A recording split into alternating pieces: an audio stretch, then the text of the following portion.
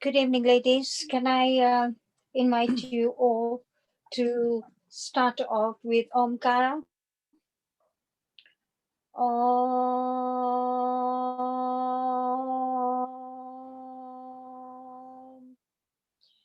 Om.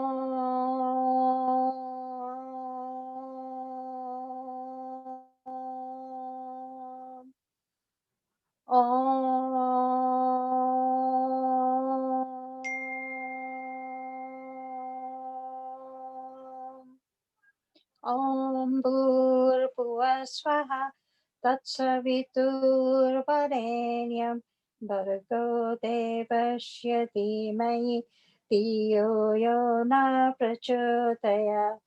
Om Bhurbhuva Swaha Tatsaviturvarenyam Bhargo Devasya Dhimahi Dhiyo Yo Na Prachodayat. Om Bhurbhuva Swaha Tatsaviturvarenyam Bhargo Devasya Dhimahi Dhiyo Yo Na Prachodayat. Dhiyo Yo Na Prachodayat. Dhiyo Yo Na Prachodayat. I welcome Carolyn and Devina to start off. Thank you. I'll start and welcome everybody. Carolyn. It's nice to see so many of you back again this week. I've popped into the chat box a little message to say I hope you've all had a good week, and I hope you'll use the chat box just like you did last week to communicate with us. So please put in any experiences or any questions while I'm talking. Devina and Daxa will keep an eye on that so that we can make sure we address all your issues as much as possible when I've finished my little bit of talk this evening. It's been nice to see quite a few of you active on the WhatsApp group and trying various different approaches to your cooking, tweaking recipes and things.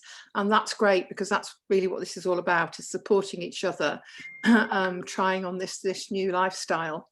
So I'm going to share my screen now to show this week's slides and explain as I go along what we're up to this week. But as I say, please keep using the chat box so that we can keep some good dialogue going and answer your queries, etc. So if I just share screen now, are you able to enable that, Panna? Yeah. It says it's disabled at the moment.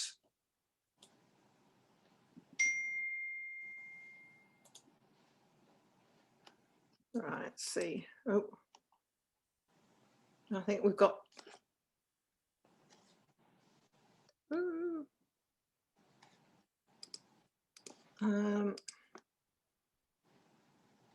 Yeah, I'm seeing your screen now, Panna, not mine.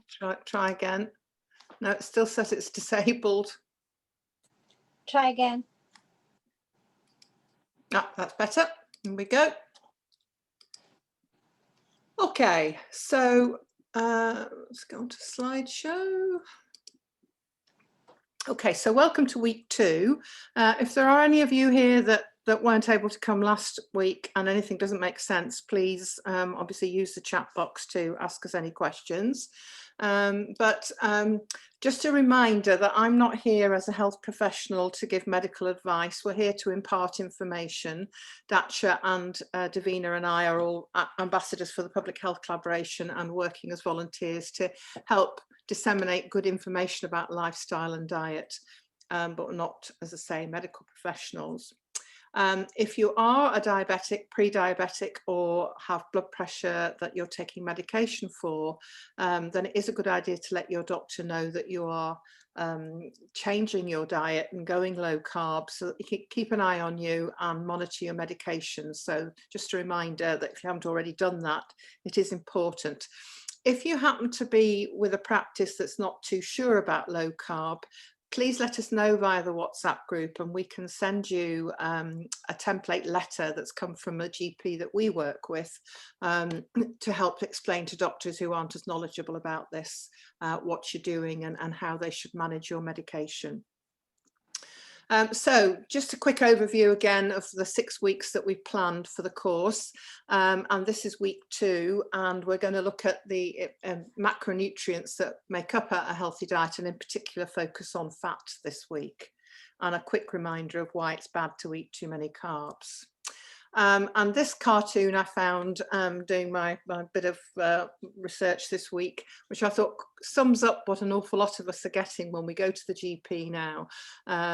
There are many who are getting the message and who are working extremely well with low carb, but still sadly quite a lot will have this approach where, oh yeah, I've heard about low carb, but actually here we just, you know, tell you to eat the standard diet, and we give you pills, and if they don't work we give you insulin, and basically you've got diabetes for life. And that's really sad, because it doesn't need to be that way at all. Diabetes, type 2 diabetes, can be managed well with lifestyle, and many people manage to get off medications. Not everybody, but even those that don't get completely off them are usually able to reduce them dramatically. So that's what this course is all about. It's helping you to find out how you might be able to do that. The other thing I would like to say is, because I know not all of you that are logged in are necessarily diabetic, many of you just want to lose weight. And this is a good way of losing weight, not only because it helps, really does work, but also the diet that we are encouraging you to eat is good for your overall health and your family's health. So please, in the household, whilst you might have some challenges, try and help your family members to know that this isn't just a diet to lose weight. This is a way of eating that will enhance your health and everybody's health. And we really do need to do that, as some of the figures I'll show you bear out. So the elements that make up a healthy diet should consist of the right balance of macronutrients and micronutrients. What we mean by micronutrients are those trace sort of things that occur in food: vitamins, minerals, trace elements. They're small quantities that make up naturally occurring foods, but they are vital to the good functioning of our bodies. And we will talk more about vitamins and minerals later on, because that's an important balance to get right as well. But today we're going to focus on the macronutrients, which are fat, protein and carbohydrate. Today we're featuring fat. Next week we'll look more at protein, and I discussed carbohydrates quite a bit last week, and we'll keep coming back to this, but we're going to focus on fat today. So this is just an illustration of the 3 groups of macronutrients, and often you'll hear them be referred to as macros for short. You will see in the middle is the protein section, and an awful lot of the protein in the human diet traditionally comes from meat and seafood. I appreciate an awful lot of you are vegetarian, and therefore you will need to use the dairy and eggs, and if you're vegan you've got to work really hard at some of the nuts and pulses and other sources of protein. There are smaller amounts in those foods, so you have to make sure you're getting enough. Over on the left hand side, as you look at the picture, are the carbs, most of which we're now suggesting are not a great idea to be eating, and then on the right are what we're going to focus on today, the fats, and we'll come back to where we get those from shortly. Because we have got, I know, some vegans as well as a lot of vegetarians in the group, just a different way of looking at the macros. So again, as I say, vegans really have to work hard at getting their protein from things like the pulses and the nuts, and foods like tofu, which derived from soy, and some of the nuts and seed protein powders that you can get now that are manufactured. We prefer wherever possible to get your food as naturally as possible, but you do have to really look closely at your protein intake and make sure you're getting sufficient. And obviously you're looking at all the plant-based sources of fats. The carbs are the same whatever way we eat, and they're the things that we should be monitoring very closely and trying to reduce dramatically in this particular approach to diet. So I mentioned that there are 3 macros, but actually of the 3, only 2 are essential for healthy life, and those are protein and fat. You will see and you will hear a lot of noise around in modern life that we need carbohydrates for energy. We absolutely do not need carbohydrates. They are non-essential to the human lifestyle. Many of the carbs that are highly refined and high in sugar are absolutely empty calories, so they will not be helping your weight at all, because they will be piling in energy that you're not using up.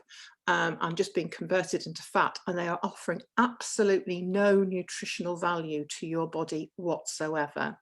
Last week, if you remember, I mentioned thinking about food as fuel for our bodies, just like you put petrol in a car, or other machinery requires oil and various other things to help it to function properly. And we treat our machines far, far better than we treat our bodies on the whole. We wouldn't dream of putting the wrong fuel in a car, but people are constantly putting the wrong fuel in their bodies. The human being is designed to function perfectly well without carbohydrate. And in fact, most of the carbohydrates that are around today are man-made. And that were never intended, our bodies were never intended to consume those products. So we can get all the energy we need from the fats that we eat. And if we're short of fat, we have a process that our bodies can go through called gluconeogenesis, where we actually make energy from protein. But most of us are here because we want to lose weight, which means around our bodies we have got a fantastic source of energy, all that fat that we want to get rid of. And the more you eat carbs, the more you stop yourself burning that fat to get rid of it. So the quickest and easiest way to lose that body fat is to need it for your fuel. And you can create all the energy you need by using up that fat. But you will only start to do that when you dramatically reduce the carbohydrates that you consume. So why are we so obsessed about fat being bad for us? Because the messages that have been around now for the last few decades have been very much that fat is bad and carbs are good. It all stems back to the 1950s and 60s, when in America they started to see a higher incidence of heart disease. But if you ask the ordinary, and it was usually a woman in the street, how they'd go about losing weight back in the 50s and 60s, they would say, oh, I'd give up bread and potatoes. Because they instinctively knew that those were the foods that encouraged weight gain. There weren't many people trying to lose a lot of weight back then, because our diet was much more the way it was meant to be. We didn't have the mass-produced snacks and treats that we all are used to today. We didn't have the fast food outlets. People tended to cook at home and eat plain and simple cuisine, whatever your culture sort of dictated, but you just had your 3 meals a day. Most of us were much more physically active. I know I said the two things are separate, but in general our lifestyle was much healthier. We were acting the way human beings were meant to behave. We were physically active, and we ate the right kind of foods.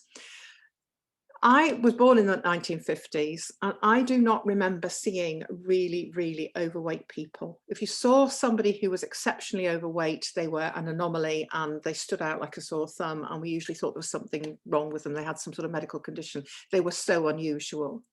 And if you look at pictures of crowds in the 1950s and 60s, and even the early 1970s, you will not see fat people in those photographs. People were a pretty normal weight. But as I say, we understood that the things to sort of cut back on if you wanted to lose weight were the carbohydrates. So what happened? Well, this American problem, I think it started with the president having a heart attack, as well as the medical professions observing that they seem to be seeing a lot more heart disease than perhaps our predecessors had. And what was causing this? So they started to investigate it, and a particular chap called Ansel Keys was a researcher that seemed to sort of corner the market in this, and everybody listened to him. And he presented findings from studies that he did. He called it a 7-country study. And he decided that fat was the culprit. It turns out that he decided fat was the culprit before he did his study, and he just made sure that his findings pointed in that direction. many, many years later, we discovered that his research mechanisms and the way he reported his findings were deeply flawed. But unfortunately, he had the ear of senior people in America, and it soon filtered around the rest of the Western world that fat seemed to be the baddie. What was actually happening, and what we found out by 1964, was that smoking, which was socially totally acceptable back in the, in the interwar years and the 1940s and 50s, it was absolutely socially acceptable. If you watch any old films, you'll see people smoking everywhere. Even by the time I started nursing in 1974, we still allowed patients to smoke in the wards, and we could smoke on aeroplanes. I mean, it's hard to remember now, but smoking was socially acceptable. And in 1964, the link was made between cardiovascular disease and smoking, but the tobacco industry was so big and so powerful, they managed to keep that quiet. And Ancel Keys, with his fat theory, was allowed to gain momentum. The sugar industry was also a very, very powerful industry and had lots of money to throw at politicians and throw at the food industry, and again pushed aside any notion that there was anything else causing a heart disease other than fat. So unfortunately, we ended up with guidelines being set for all these different countries, starting in America and filtering over to Europe and many other countries, that fat was bad and we should be eating far more carbohydrates, and that was going to solve all our problems. So the American Heart Association came up with these guidelines saying 50% of our energy should come from carbohydrates, and what fats we ate should be vegetable oils, margarine and sunflower oil, and all of these highly processed and what we now know toxic oils were being lauded as far, far better for us than naturally occurring fats such as olive oils and butter and all the animal source natural fats that we've been eating for generations before. It beggars belief now that people fell for this, but unfortunately they did. And for decades now, this is what we've been eating. And have we got better? Of course we haven't. This graph shows you the bottom big bar going across from left to right is, a huge period of time where our consumption of carbohydrates has been absolutely static. If you can see just over on the extreme right hand side, there's a tiny bit of a blip up for the beginning of the 20th century when our consumption of carbohydrates started to increase. And then the little inset graph shows you what's happened since the 1960s. And our carbohydrate intake has soared from where it was in 1960 up to the 2000s and beyond, and it's getting worse and worse. And the human body simply wasn't designed to consume this level of carbohydrate.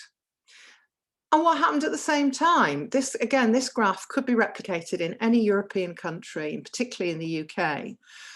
So we've got the number of people who were the number of people who were considered overweight back in the early 1970s. These guidelines came in, and obesity soared, and along with it, diabetes and all the other chronic diseases. And cardiovascular disease has remained one of the major causes of death and ill health.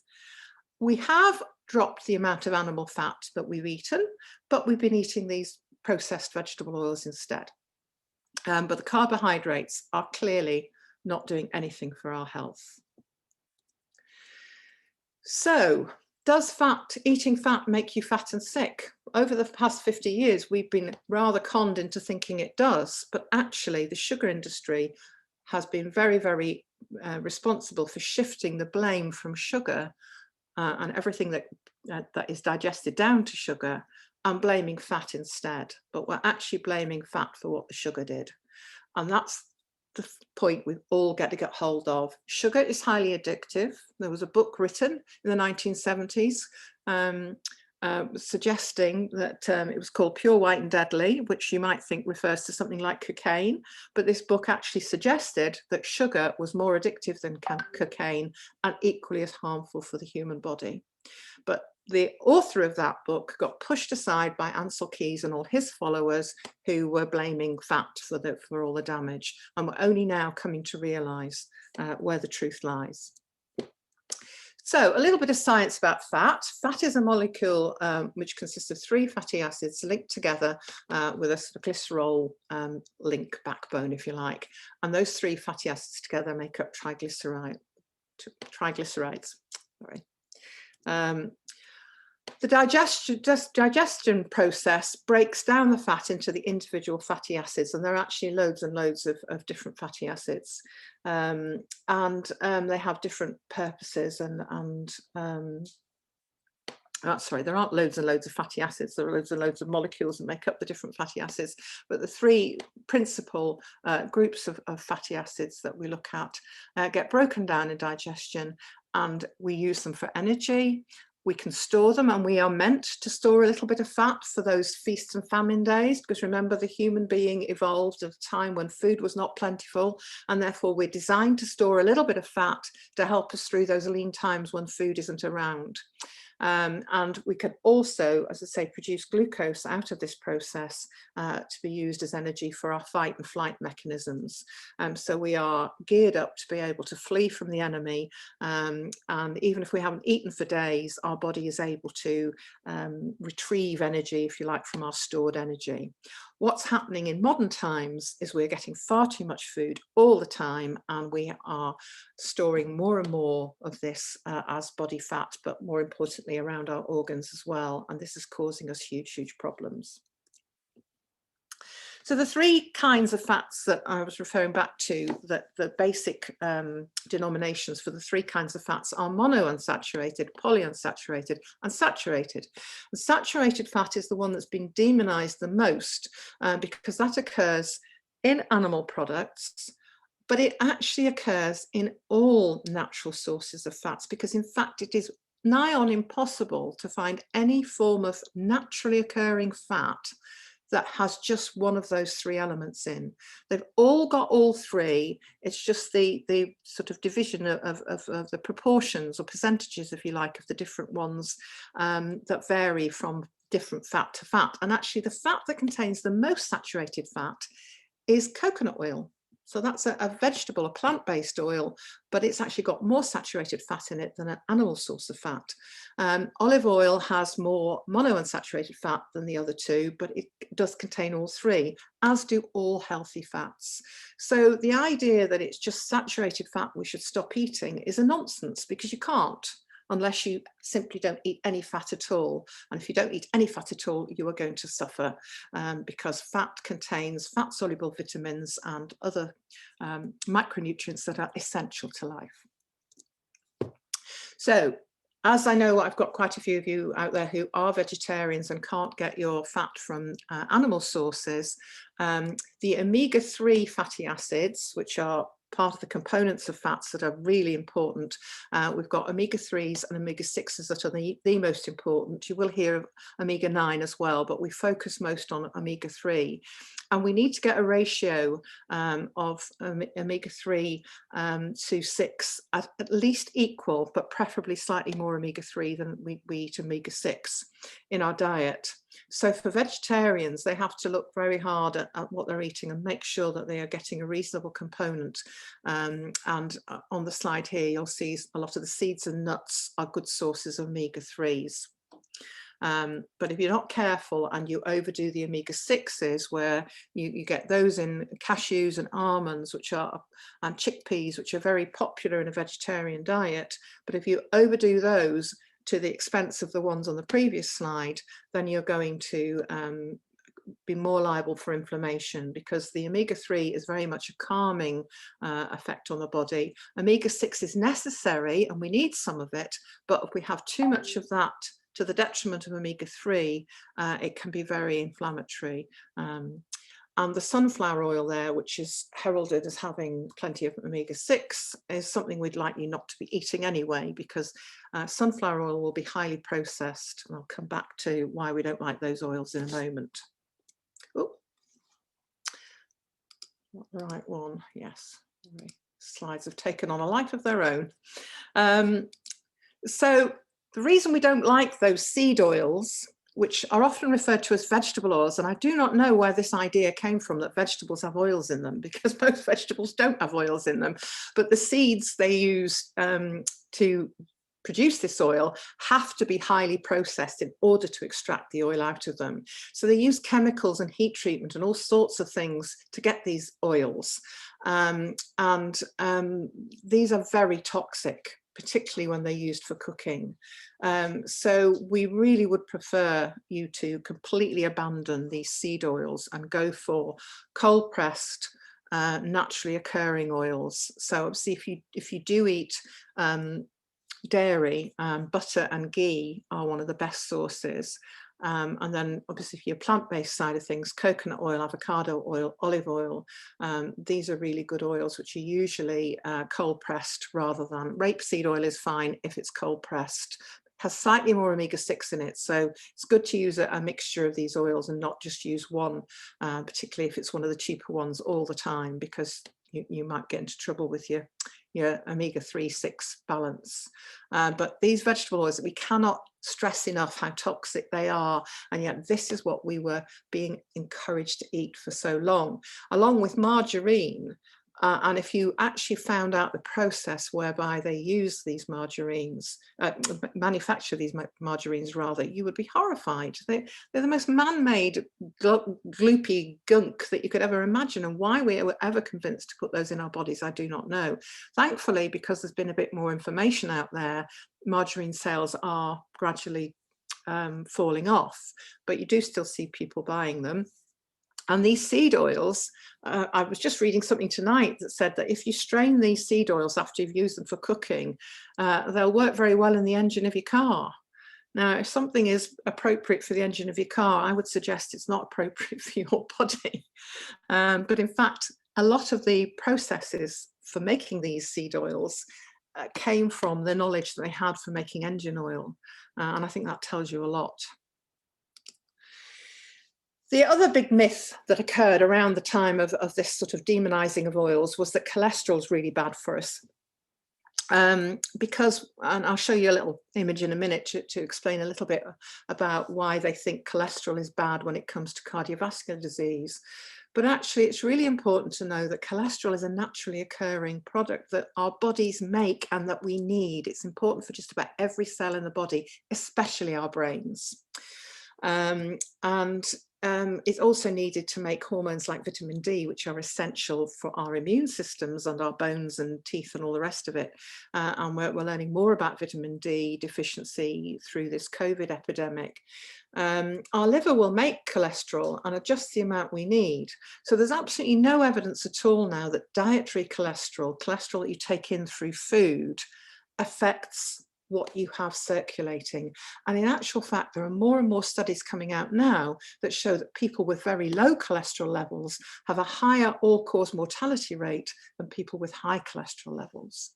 So there's absolutely no truth in this idea that high cholesterol is a sort of life-threatening problem. If somebody has familial hypercholesterolemia, where they naturally in their family always seem to have higher than normal cholesterol, that needs to be carefully monitored and looked at. But it's the ratio and the types of cholesterol that are high that are important rather than a total cholesterol. And often we're not given enough information to understand whether we've got actually a good high cholesterol or a bad high cholesterol. And the other thing that's most important to look at, which often is overlooked, is what you could triglycerides, which is one of the readings in the whole cholesterol panel. And triglycerides are high when you're eating too much carbohydrate, because as I mentioned last week, if you overdo the carbs so that you've got taking in more energy via carbohydrates than you need, those carbohydrates get converted by your liver to fat, triglycerides. The quickest way to get triglyceride levels down is by going on a low carb diet, because then your body needs to release those triglycerides from your liver as energy, and gradually they'll get removed. And non-fatty liver disease, non-alcoholic, fatty liver disease is one of the most important causes of liver damage in the UK at the moment, indeed in the USA as well. And this could all be controlled by diet. And yet people are given the news and basically told you've wrecked your liver, and they aren't advised about what they can do about it. And it's too many refined carbs that are doing that, including fructose, not fat. So please do not worry. Eggs have been given a clean bill of health, so if you do eat eggs, do not worry, you can have as many eggs as you like. That is not going to affect your cholesterol level. And one of the reasons why cholesterol seemed to sort of be earmarked for being the baddie is that when people have these blockages in their arteries and they look at what's forming those blockages, they will find cholesterol in there. The reason that the cholesterol is there is because that coronary artery or whatever blood vessel it is has become inflamed due to poor diet. And when the body's inflamed, it has various different mechanisms that come in to try and repair the damage. And one of the elements of damage repair is cholesterol. So you will find cholesterol in a plaque like this that's blocking an artery, but the cholesterol didn't start the problem. The cholesterol is trying to help the problem. But that was misunderstood and has been misused. The manufacturers of statins are making a very large sum of money, and they don't want people to realize that actually it's not the cholesterol that's doing the damage. So it's really important that we understand it all starts with trying to reduce inflammation in the body. Inflammation is caused by too much insulin, too much blood sugar, and that's driving the whole thing. And the high-fat Mediterranean diet, which consists of lots of extra virgin olive oil, nuts and oily fish, etc., has actually been found to help to put out the fire, if you like, in this graphic, because we are causing the inflammation by the kind of rubbish that we're eating, but if we actually eat that healthy diet, it helps to reduce that inflammation and stop us getting these blood clots.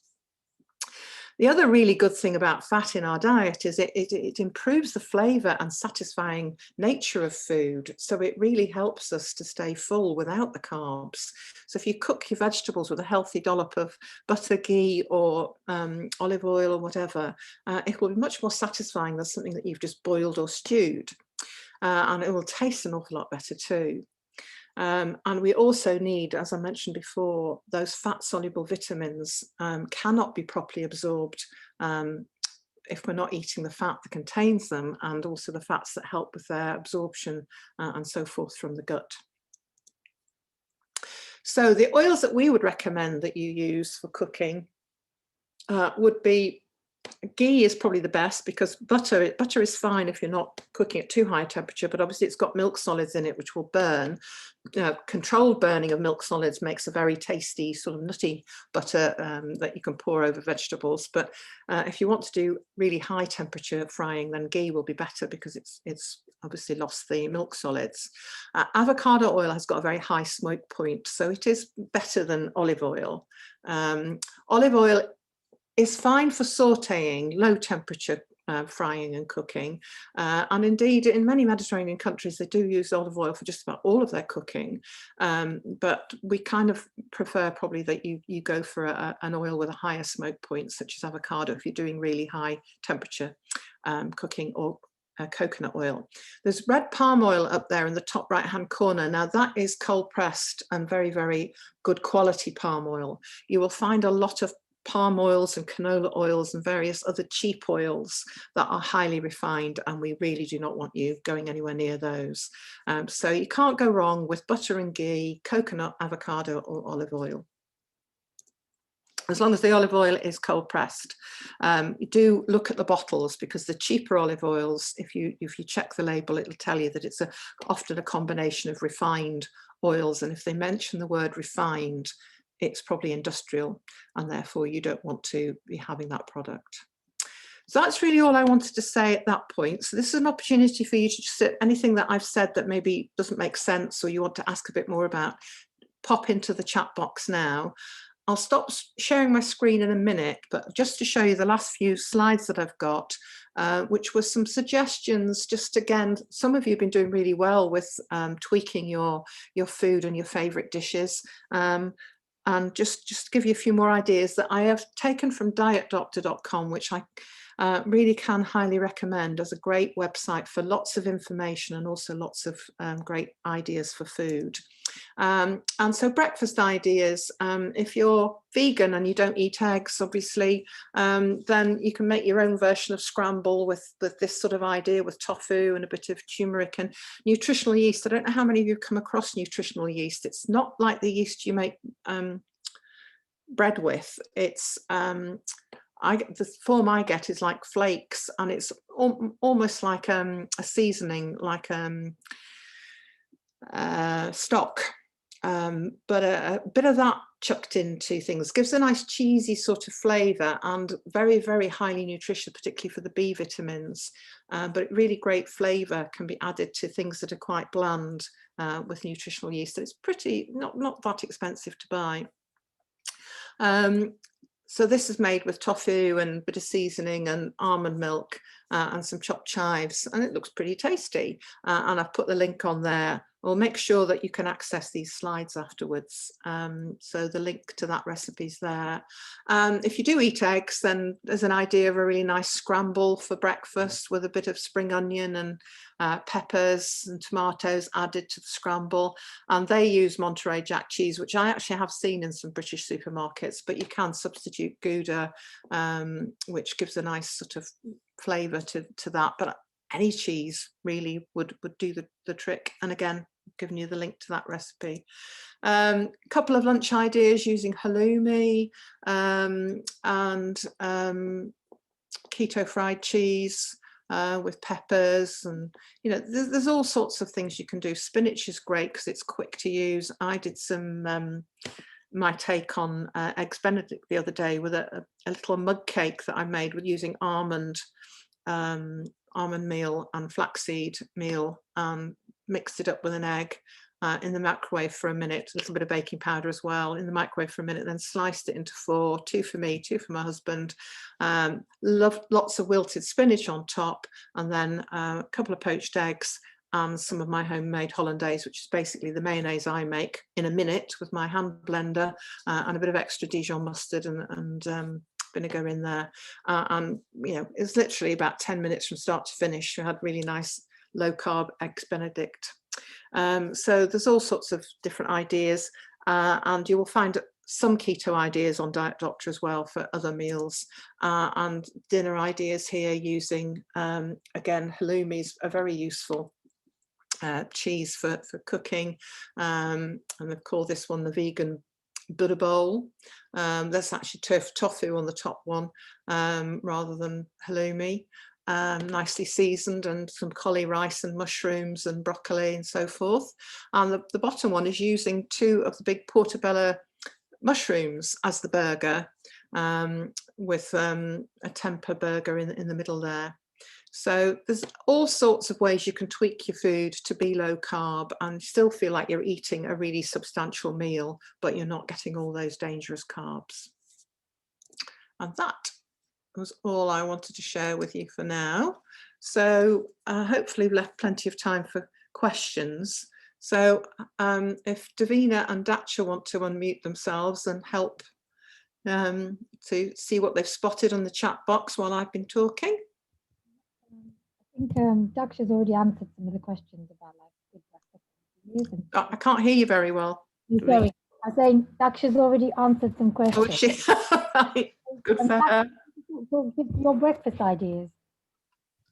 Yeah, I was being asked about, specifically I was asked about what I would have had for breakfast or what I would have, and so I mentioned like I eat eggs and then I mix it up with different veg. So some days I'll have it with green beans and kale, sometimes mushrooms and tomatoes, but eggs tend to be the base of mine.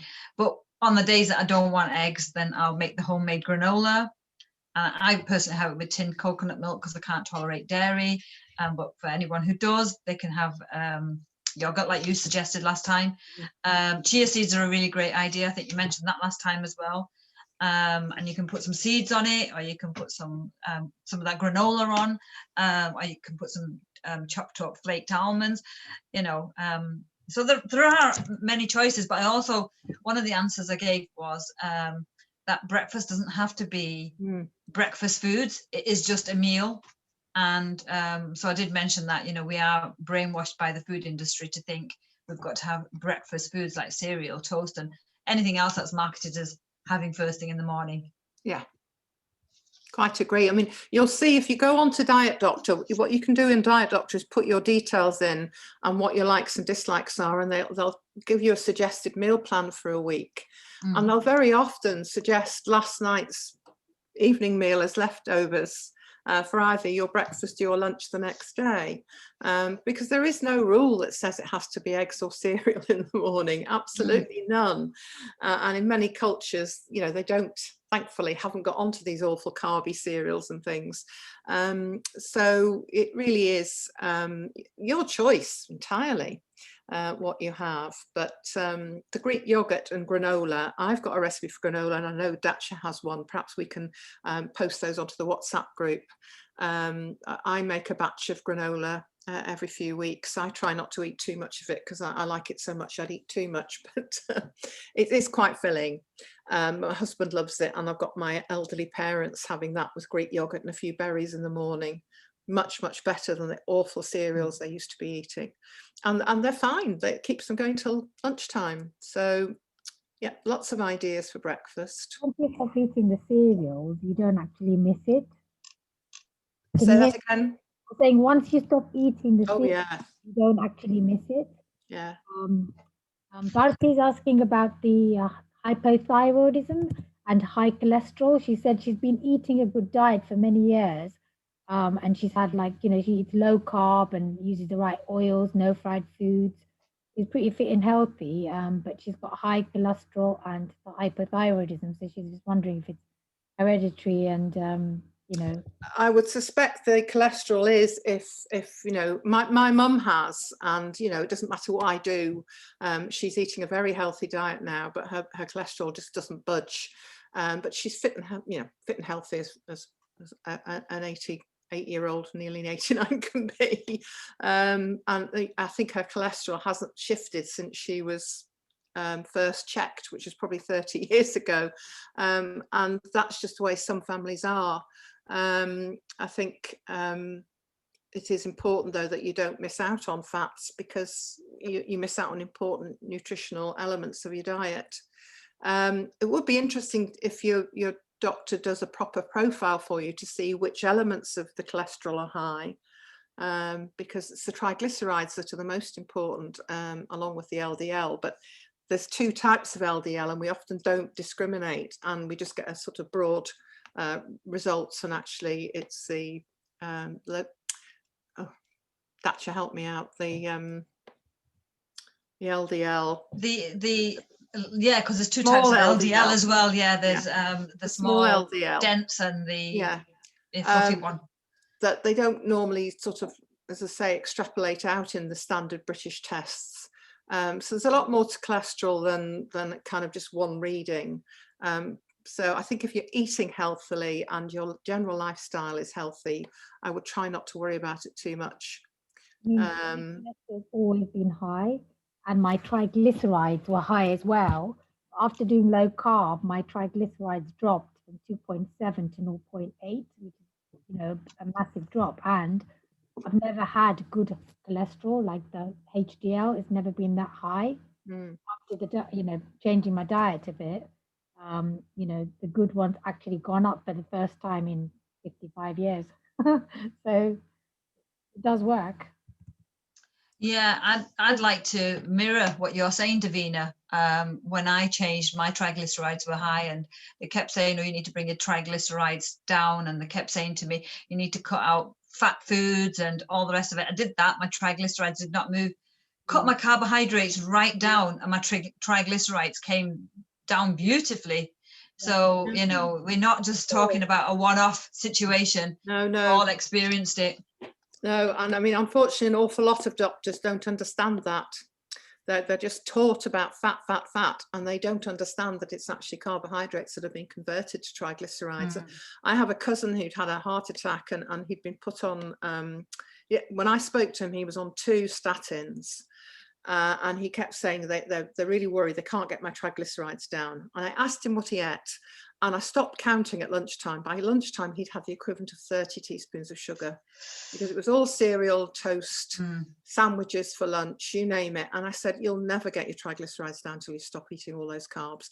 And he wasn't eating any fat at all. He was cutting all the fat off everything, not having butter. He was having those dreadful margarines on his bread. You know, he was just doing everything opposite to the way we now understand you should eat.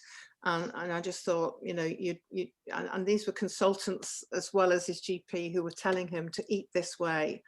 And you know, it was head in hands time for me, because I thought, what can I do? He's on 2 drugs he doesn't need to be on if they just get his diet right. Because the other thing was they were got on and on to him about losing weight, and he wasn't able to lose weight, which wasn't surprising given what he was eating. So unfortunately, we have to take on some of these things ourselves. Somebody's asking there about oil. I hope I answered that. Avocado oil can go up to about 260 degrees centigrade. Coconut oil, I think, can go pretty high. So they are probably the best for high heats. I think you can use ghee as well, isn't it? Well, yes, ghee. I mean, because ghee without the milk solids will tolerate high temperatures. And what a lot of chefs do, if they want to fry something and they want to use olive oil, is they'll put some butter in with it. And the two together work quite well. Obviously not if you're going to mega high temperatures. But as I say, the jury's out. We have got this sort of general idea that olive oil and so forth shouldn't be used at very high temperatures. But when I speak to people who've been brought up in the Mediterranean, where they make their own olive oil, they use it for everything, and they don't appear to have you know, problems with that. I think if it's good quality oil, and you know, I suppose it depends on how much fried food you're eating. If you're having stuff that's deep fried day in, day out, I'd question whether it's the deep frying or something else about your diet that's causing the problems. But you know, there are plenty of other oils now. So and if you're buying extra virgin olive oil, I would also argue that it's a waste to use it for cooking, because it's far too nice. It's much better being used in dressings and mayonnaise and things, rather than being, you know, heated to within an inch of its life. I think people are afraid of putting the oil on the salads and things, because and you know, you must, because you'll get hungry if you leave out the carbs and you're not adding the fat. You will get hungry, because you need that fat to satisfy your appetite, but also it just improves the flavor so much. To me, a salad is not a salad without either a good dollop of homemade mayonnaise or a really nice French dressing that I've made with good quality olive oil and good vinegars, etc. So you know, you really do need the healthy fats to make your food enjoyable and satisfying. And can I also add, it's the fats that help take the fat soluble vitamins into your body. So you know, you're going to miss out on all the, you know, fat soluble vitamins if you're eating a salad that's just got no fat in it, or there's no fat in that meal. So you're going to, you know, do more harm. You should try to aim for fat and protein at every meal. You do not need the carbs at any of your meals, but you need fat and protein, preferably in all 3 of them. If you eat 3 meals a day, we will talk a little bit about intermittent fasting and so forth in the next few weeks. But if you're eating 3 meals a day, try and make sure that each one has a small element of protein and fat, because that's what's going to help maintain your body and keep you full, because it takes a lot longer for those to be processed. And therefore they satisfy you for much longer, as well as nourish you much better. There's a question about being vegetarian and diabetic. How much cheese and milk is allowed as part of, and yogurt? Well, here as well, and somebody's asking about what temper is. Right, somebody else will have to answer the temper question better than me, because I've kind of seen it, but I've never used it myself. Is it on the tofu side of things? Yeah, I think it is actually. Is it like a matured tofu or a marinated tofu? Or I've got a vague idea. I've looked into it once. But the dairy, if you're diabetic, we would strongly recommend, I know the GPs don't give out the monitoring kits anymore, but I highly recommend you keep an eye on your blood sugars if you are a type 2 diabetic. But if you're not eating the carbs, then you won't be doing yourself any harm eating enough dairy to satisfy yourself. You need to watch milk, because it's got you know, it's 4% carbs. So if you're having loads and loads of milk, you will be, you know, your amount of carbs will be edging up. But cheese and so forth, the amount in the quantities that most people can eat, won't be excessive, especially if you've dropped all those other carbs instead, you'll still be eating a lot less carbs than you were before. So don't be frightened of them. I think this idea that diabetics were put on a low-fat diet, and that was the association between diabetes and heart disease. And what they were failing to understand was the reason why diabetics developed heart disease was because their blood sugars and insulin levels weren't being adequately controlled. So that was leading to the inflammation in the cardiovascular system. It was nothing to do with fat that they were eating. So it's exactly the same as everybody else, where I was talking about the misunderstanding of what's causing heart disease. It's inflammation, and that derives from bad diet, not from too much fat. So I hope that makes sense. I'm just asking about dairy and animal products. Haven't they caused inflammation in the body, cause autoimmune diseases? Right. Some people are lactose intolerant, and some people don't tolerate dairy very well. And if that's you as an individual, and no Daxa doesn't, then that's an individual thing. But dairy per se is very healthy. It's got a lot of good nutrients in it. We would always advocate buying the best quality you can. So anything that's the animal welfare is the issue, and getting grass-fed cows, getting your milk from organic sources where you can, or at least knowing that they're grass-fed. Same for any of the dairy produce, free-range eggs. But there's absolutely not a shred of evidence that animal sources of foods are harmful to the body. The human race evolved eating a mixture. We are omnivores. And if people choose to eat vegetarian for religious or ethical reasons, that's their choice. But don't ever go vegetarian because you believe it's healthier, because you have to work quite hard at making sure you get the whole balance of your nutrition right if you're vegetarian. And there is no evidence at all. Most of the studies that have been done on meat, they are very poor quality studies, and they don't factor in all the other aspects of lifestyle, and they don't factor in the junk food that's consumed. They just say, oh, that person eats red meat. That person's red meat consumption could be totally really cheap burgers, or the very cheap, horrendous looking poultry that you see in America that's, highly processed.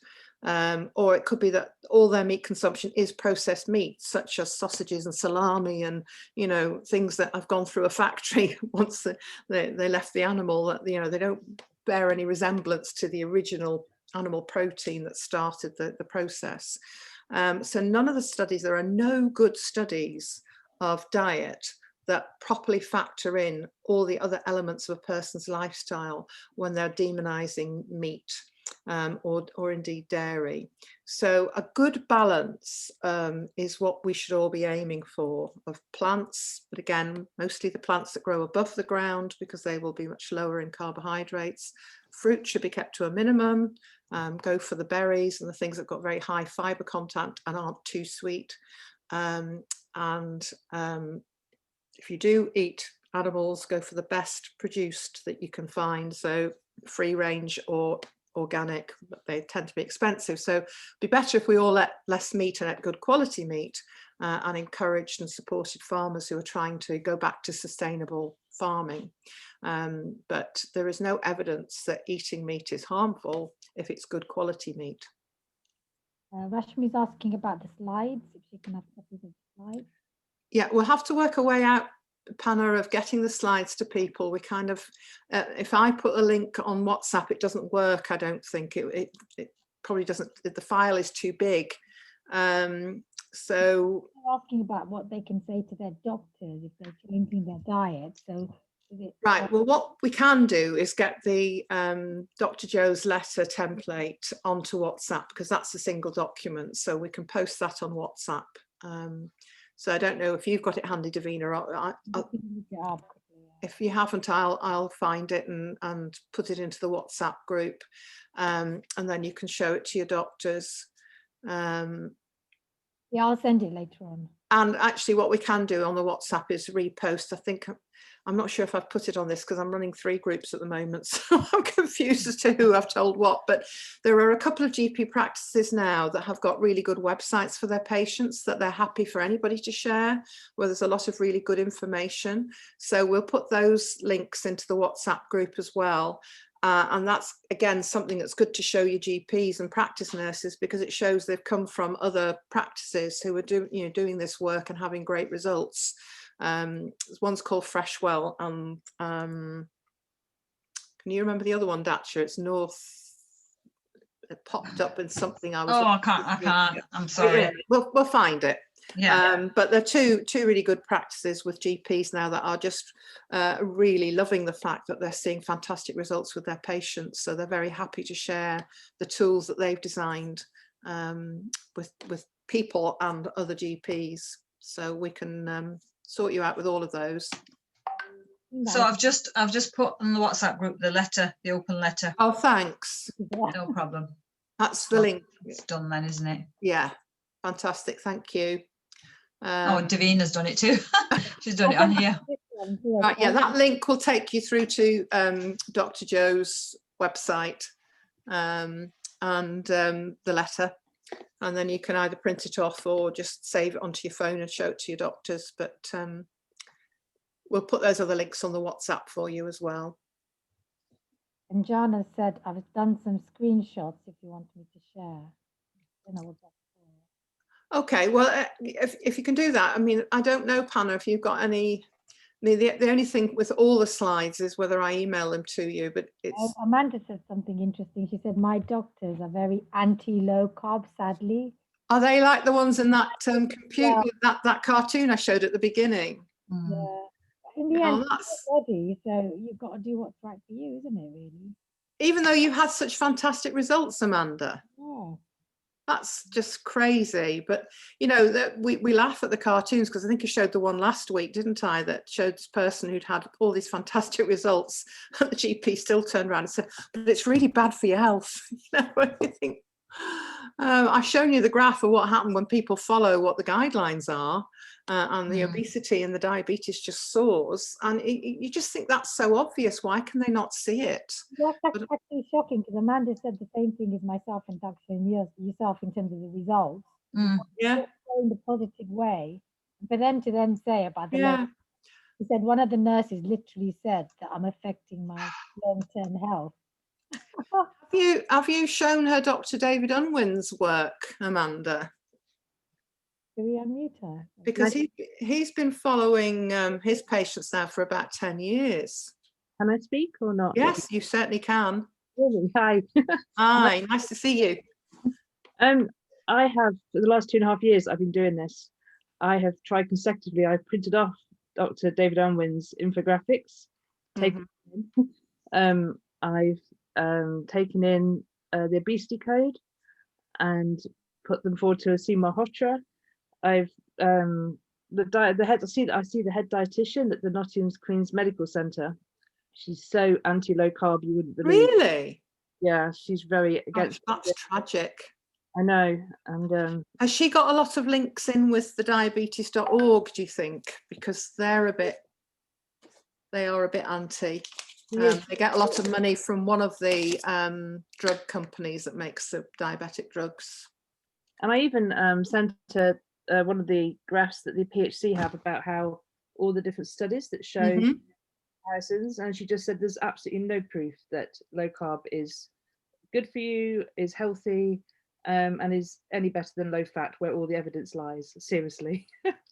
So I just keep plugging it on, and I think this is the key thing. This is what's great about groups like this, where people can talk to each other and learn, and also then go off and learn themselves as well, and better their knowledge about how the body works and what we do to the body, because we have to be really informed, you know. Yeah, the sad thing is, I mean, I don't know what the excuse for the nutritionists is, but the average doctor, and it's still, you know, it's gradually changing, but it's still not anywhere near where it needs to be. The average doctor and nurse gets no education on nutrition.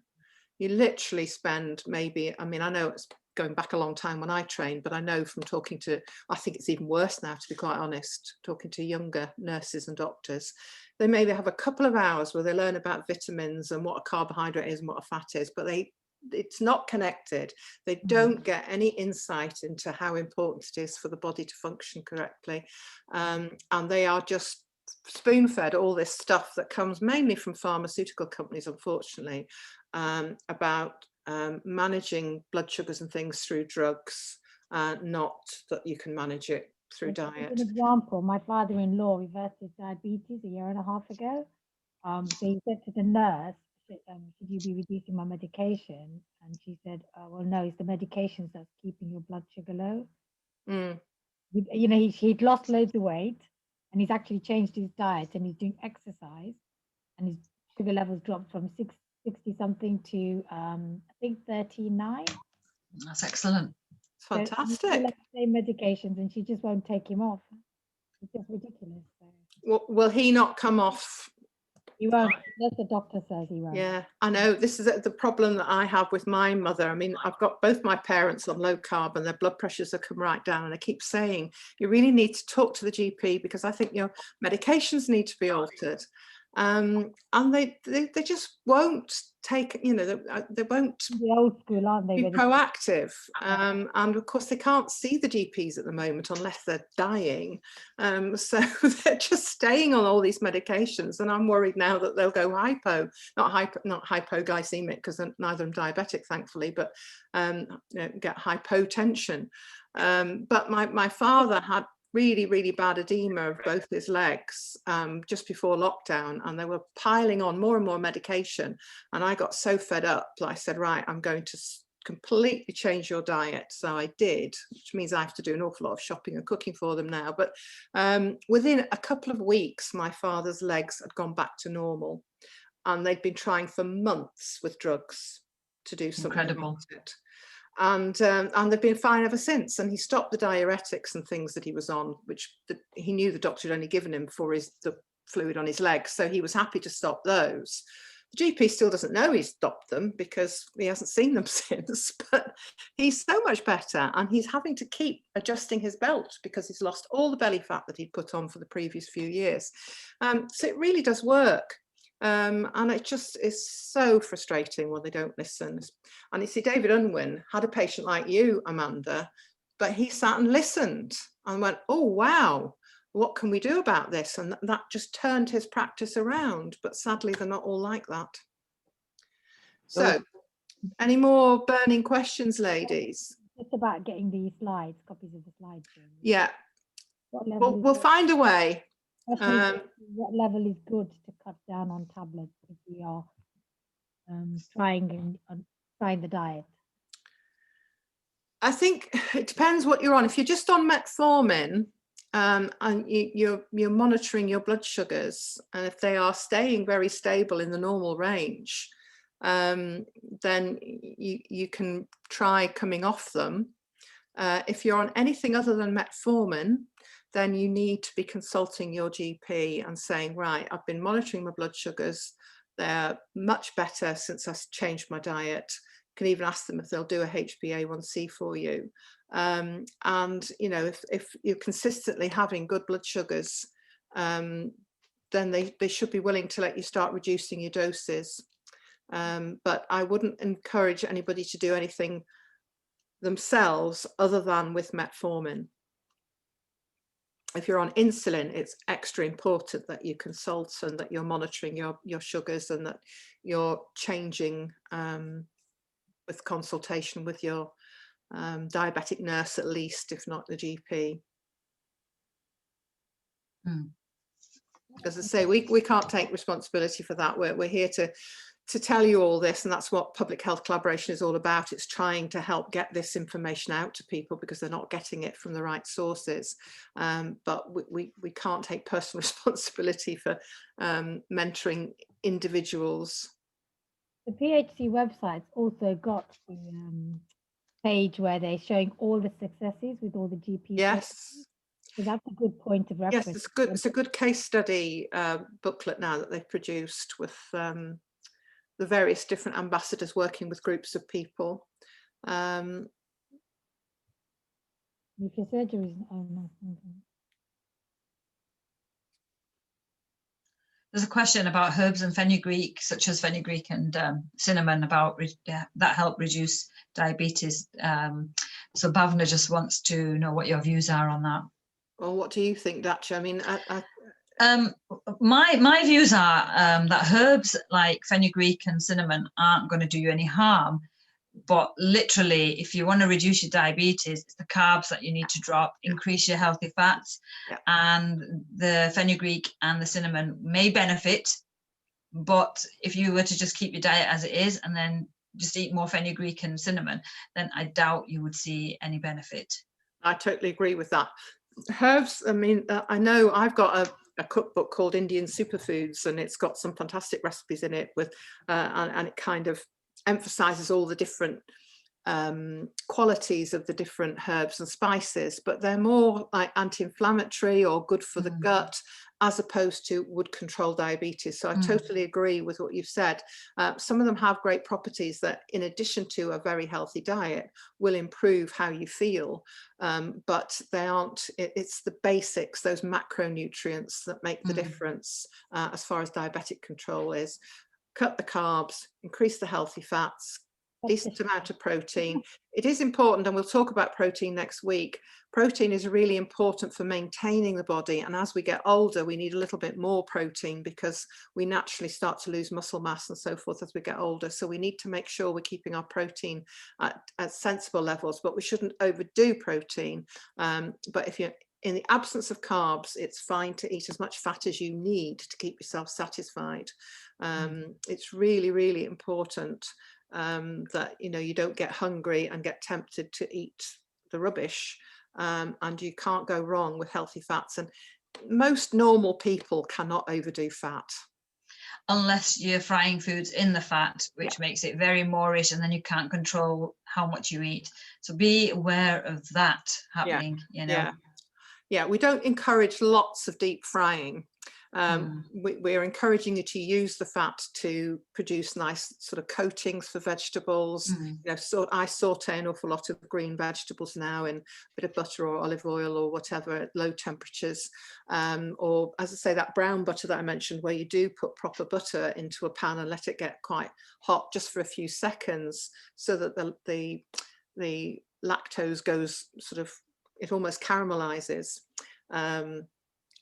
That it's called brown butter or beurre noisette by the chefs. That is incredibly tasty, and just a little drizzle of that just brings to life something like creamed cauliflower or cabbage.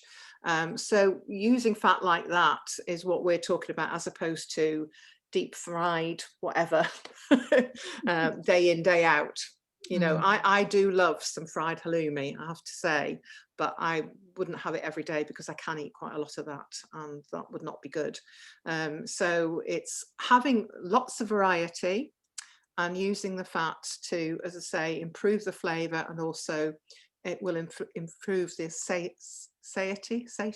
Can I ever say satiety? that? Satiety. Thank you. The satisfactory nature of the food, so that you're not hungry.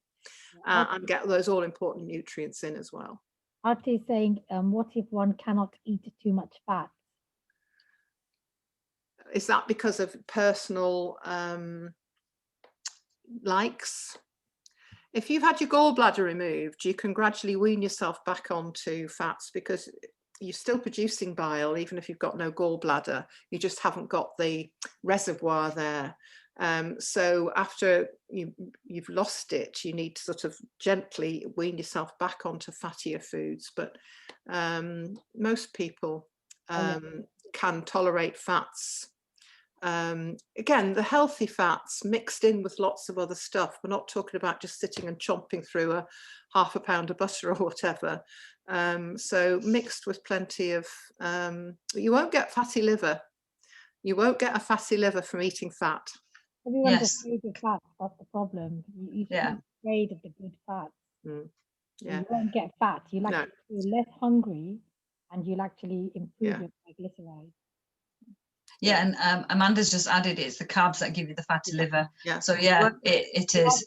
The gallbladder, although it sits under the liver and the bile is produced by the liver, the gallbladder is like a little reservoir, so you get a squirt of it when you've had a fatty meal. But your body will adapt and you'll still be producing the bile, but the bile is there to help you digest fats, and it comes from the liver, but they're two separate things, and the fatty liver is not caused by fat. Avoid all low fat foods. Do not eat low fat foods. Yes, low fat foods will always have all sorts of nasties added to them to make them tasty. There'll be, you know, not only forms of sugar, but other additives to thicken, you know, low fat yogurts are the classic where there's things to thicken them, and it's just, you know, like a chemistry lesson. So avoid low fat foods like the plague. And I've just, before we go, I just wanted to mention that I acquired this week, I don't know if you can see it, if you can see my picture, the Carbs and Cals people have produced this one on World Food. So it's got a number of different cuisines in it, and it's got pictures in it of different foods. So I find South Asian meals there. So it gives you different pictures of sort of quantities and a breakdown. And what really amuses me is this book is sponsored by Diabetes UK, who are the NHS ones that are a bit anti-low carb. And they've been very nasty to David Unwin about his graphics. And look what they've done in this book, which is they use the teaspoons. Well, they've taken the idea, but they've made them like little drops of sugar. Yeah. So it's exactly the same idea, but it's just very slightly different representation. But anyway, that aside, it gives you a really good insight into the carbs and the calories and the amount of fat in each of these meals. And if you're trying to work out a balance to your meals, it's quite helpful. So this one, unfortunately, isn't available in an app. You have to get the book. I got this book through Amazon, which I think was the cheapest way of getting it. But so, you know, any good bookshop will get it for you. But for those of you that are particularly new to this and still trying to work out what's good and what's bad, it is quite a useful book. It's the, say, companion to the Carbs and Cals, which is the original book that came out. I have it too. It's really good. Everyone should get it, to be honest, or maybe the World Foods. Yeah, I've got the app. They do an app for this basic one, which is great if I'm out and about, because I can just search for a food on my phone and see what's what. But they are particularly good if you ignore all the stuff about calories at the beginning of them, because they do go on and on about the typical calories in, calories out stuff, which we want you to ignore. But it's really good because it's all, again, in picture form, so you can see what a sort of helping looks like. Can you hold the book slightly higher? Can you hold the books? Yeah. What I'll do is I'll take photographs of them both and put them on the WhatsApp group. All right. But you can get an app for your phone. I think it's maybe about $3.99 or something. But it's worth it if you like to use apps on your phone. But unfortunately not for the World Foods one. That's just the book. But I just thought I've only just got hold of this World Foods one this week, and it's quite useful. Okay, I have one question, Caroline. Yeah. From Premlata. She's saying, I suffer with cardiac issues, have 2 stents since 2015, diabetes type 2 and gout, and take regular meds. I'm also a heavy scorer. Is there anything to elevate this, please? A heavy snorer, did you say?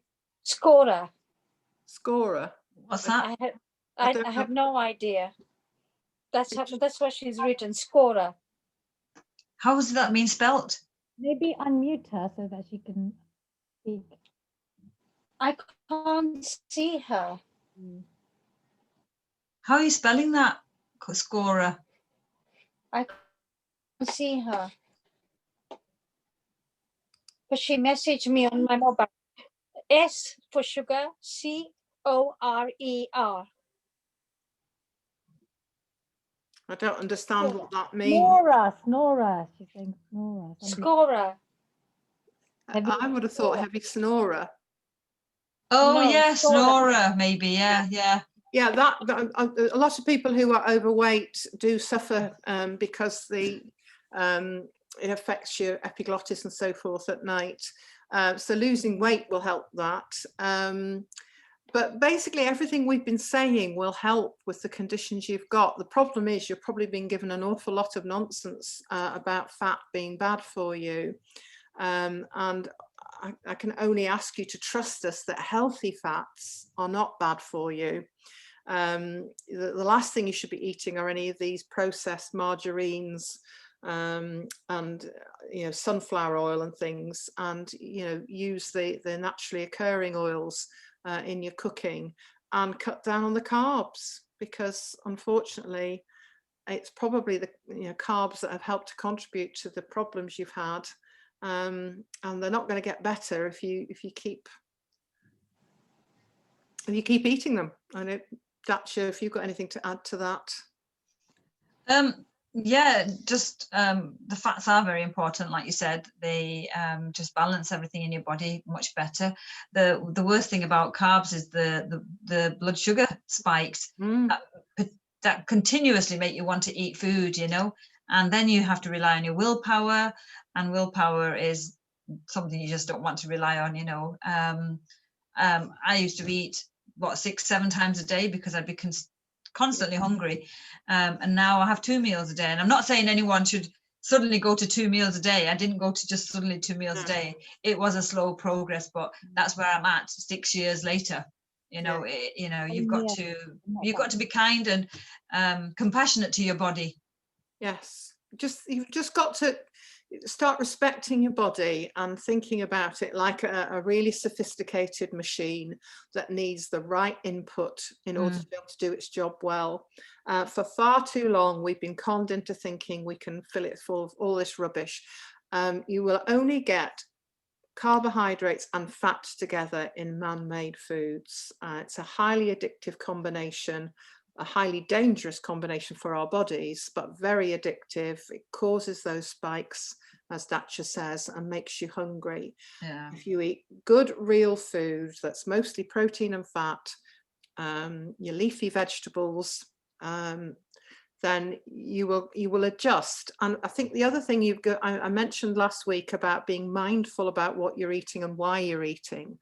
So if you sort of go to the kitchen thinking I'm a bit peckish, have a little chat to yourself. Are you really hungry? I mean, any of you who've got kids must have gone through this, because we've all done it with them. Mom, I'm hungry. Are you really hungry? They've seen the packet of biscuits in the cupboard. They just fancy one. They're bored. Have a drink.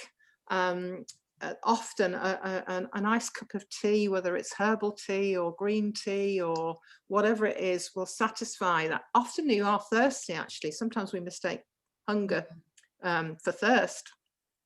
So have a drink, go and find something to do, and then hopefully you'll find an hour or more has gone by and you weren't actually needing that snack that you were looking for. In the early days, if you do need to snack, then things like nuts, not salted peanuts, but plain almonds or hazelnuts or Brazil nuts, a very small number of those will often satisfy you. A square of dark chocolate, as long as it's 80% cocoa, that often stops the sort of desire for eating more. There are a few things. Hard-boiled eggs I used to keep in my fridge when I was learning to sort myself out, because they were a handy snack that were very filling. So there are things you can have just to stop you from diving for the carbohydrates. But once you get your meals right, and do eat enough at your meals, enough of the right things, because I think, again, some people think that when you're on a diet and you're trying to lose weight, your plate must be half empty. You can have a nice, decent plate full of healthy food, and then hopefully you'll go through to the next meal time without needing those snacks that you've got used to. An awful lot of snacking is habit. 3 o'clock in the afternoon, I have a cup of tea, I have a biscuit with it.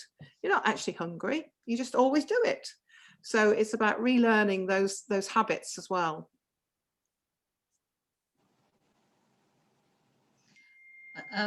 We've got a question about drinking water, fizzy water or soda water with food. Does it weaken your digestion? I wouldn't say so. Water, I mean, some people suggest drinking a glass of water before a meal to make you feel fuller.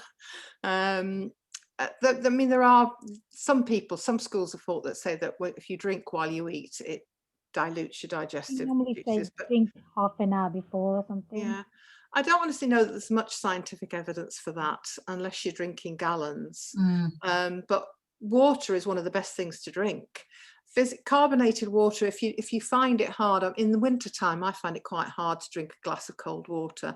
So I can get through a bit more if it's carbonated, but soda water, yeah, I mean, they're not going to do you any harm. And if that's what it takes to get you drinking more sugary drinks, then I can't see anything wrong with them at all. And I don't believe there's really any hard evidence that they weaken your digestion, because water is absorbed from your stomach. It's not going to go down into your gut and dilute your digestive enzymes. And it might help you to feel a bit fuller, certainly when you're going through the early stages. Go on. She's saying, like, when you fast, there's you eat a lot of carby foods, things like potatoes and cassava when you fast, because you're restricted in the types of food that you can eat during fasting. Our Indian fasting, which is completely different to what we talk about when we're fasting, because Indian fasting is just where you swap a whole load of usual foods out for really rich, stodgy foods generally. And I think traditionally that was done so that the women of the family were nourished, because back in the day, many years ago, the women in the household were sort of eating at the end after everybody else had eaten, and there wouldn't be much food for them. So I think fasting, this is my personal thinking, was considered a good thing for those women, whereas now when Indians fast, they're just swapping out their usual meal, which is probably slightly healthier, to eating some luxury foods that are energy dense and carby. And so I think Arthur is asking about, does anyone have any ideas what to cook while fasting? When you're fasting, the whole point of fasting is to not eat. And then, so if you're doing 2 meals, then you would eat just 2 normal low carb meals. If you're doing fasting where you're having only 1 meal in that day, you should just eat that normal meal. And I know generally you're not allowed chapatis and rice and certain things, but sometimes you've got to kind of still work with you can still eat nuts and seeds, I think, when you're fasting. Is that correct? Yeah, you can, I think. Yeah, and I think you can have yogurt. Yeah, and so I don't think, no disrespect to Carolyn, but I don't think Carolyn will understand Indian fasting. Well, no, I mean, I understand the principle, but I don't know what the rules are of the foods that may be. Have more plainy foods, not the normal meal. I don't know if you can have salads, but you're supposed to have things like potatoes or cassava, that sort of thing, which are quite high in carbs. Yeah.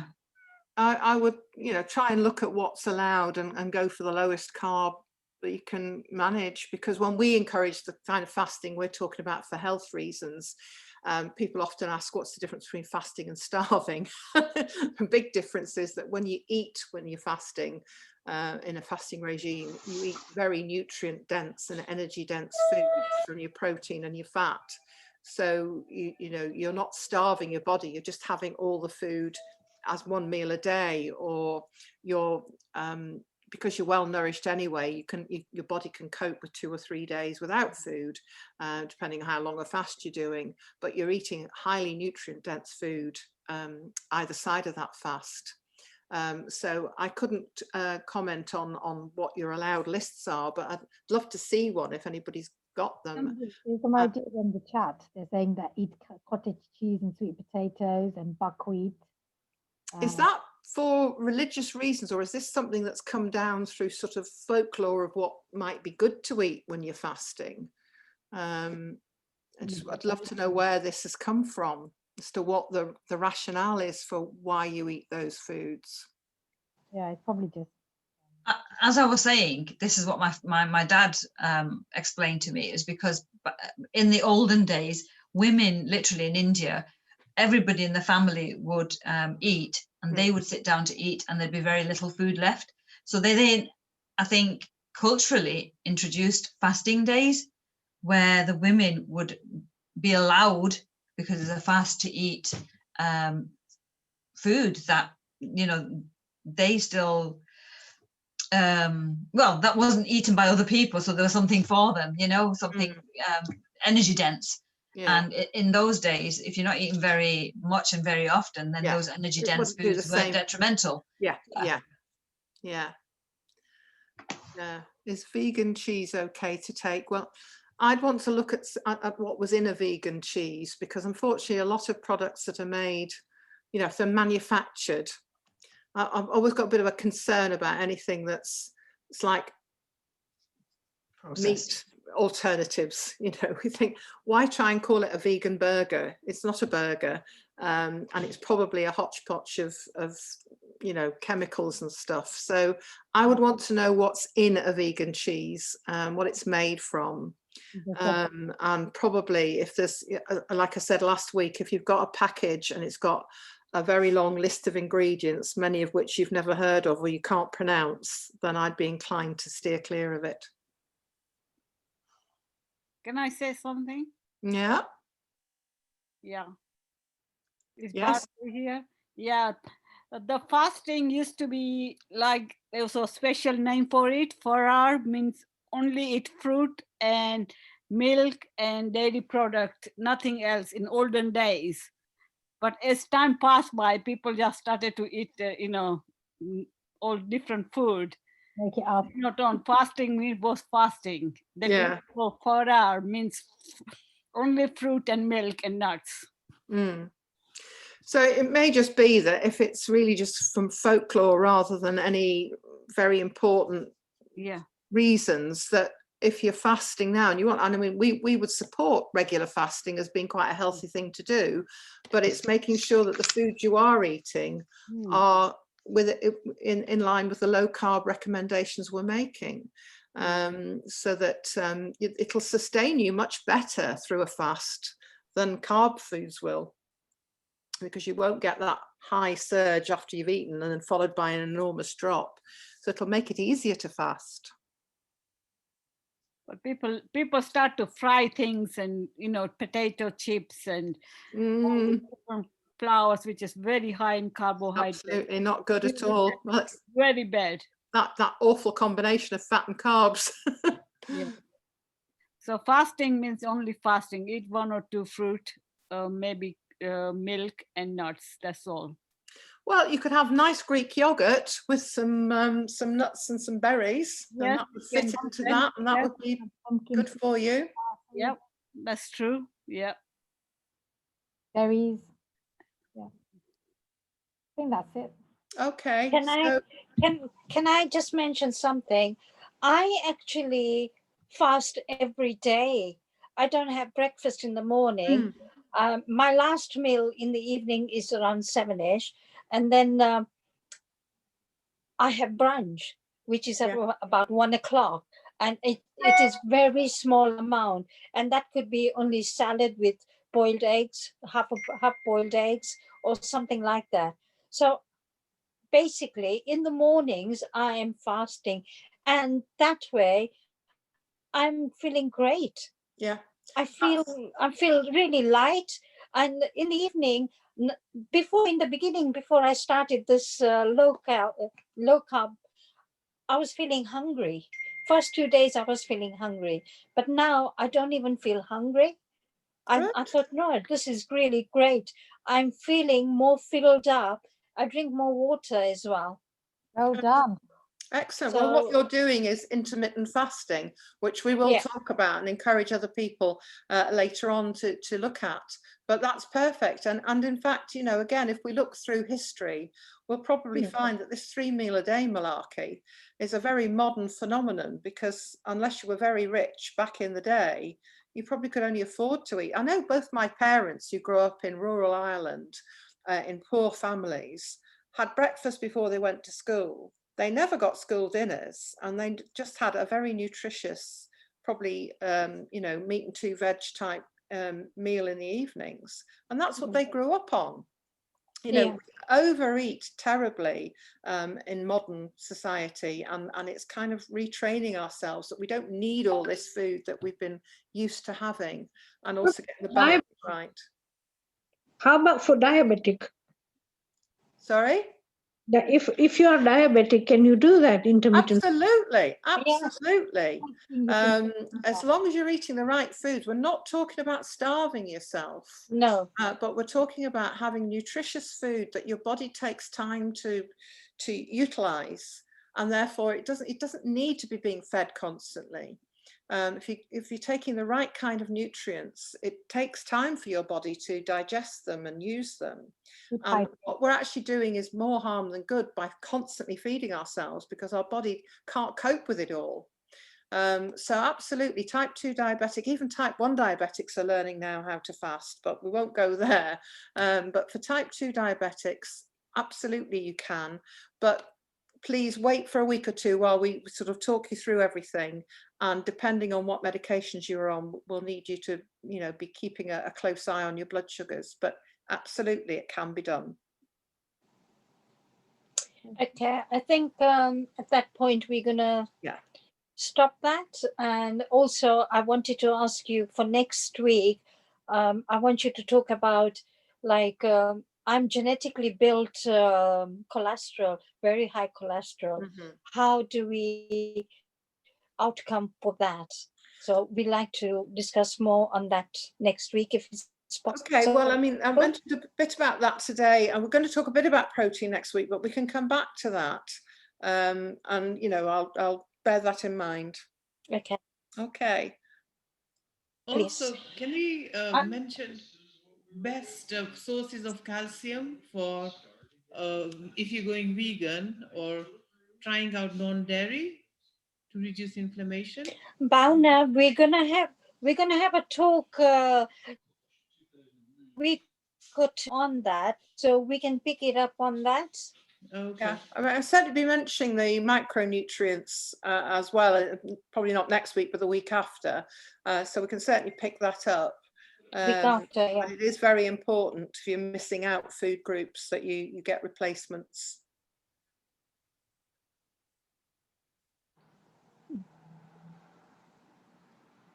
Okay.